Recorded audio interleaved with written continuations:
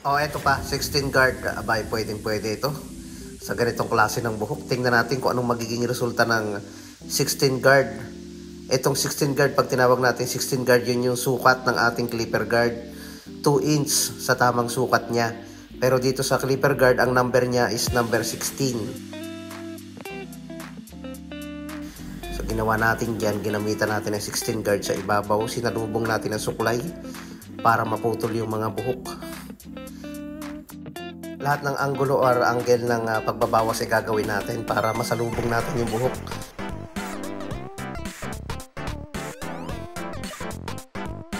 Ayun o, kapag hindi kinaya ng suklay, ay di kamay naman, suportahan natin ang kamay. And then suklay natin pababa yung kanyang buhok, tapos bawasan natin. Gamitan natin ng number 3 na clipper guard. Malalaki at may itim ang hibla ng kanyang buhok. Kaya pwede siya sa 16 guard. At sigurado maipoporma natin ng maayos kapag ang kanyang buhok ay malalaki ang hibla. Ayun. Overcomb naman pagkatapos natin gumamit ng number 3 na clipper guard sa gilid.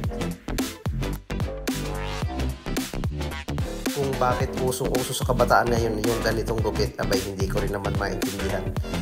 Siyempre kapag nakita yan sa iba, gagayahin. Kapag nakita nilang pwede sa buhok nila, abay gagayahin siyempre.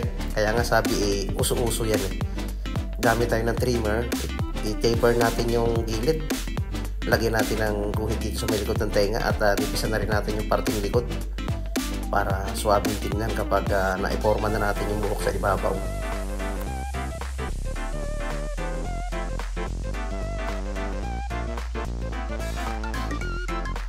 Number 1 na clipper guard naman ang gagamitin natin sa gilid dito.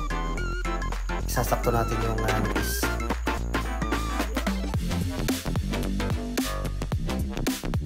Ganun din dito sa may kanang bahagi, number 1. And then 0.5 na clipper guard sa gilid.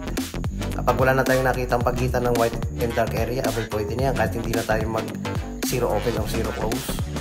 Linisin natin yung noo para kapag itinaas yung bangs, abay okay na okay. Babagay sa kanyang gupit na 16 guard. Basahin muna bago ahitan. Yan yung kadalasan na gustong-gusto ng kabataan, yung kapag naka-taper, naka-ahit din yung noo. Tapos naka-freestyle yung ibabaw or nakagulo-gulo lang. Abay, pwede nga pala Okay na okay tingnan. Gustong-gusto nila na ginugulo-gulo lang yung ibabaw or pinatatayo lang yung kanilang buhok.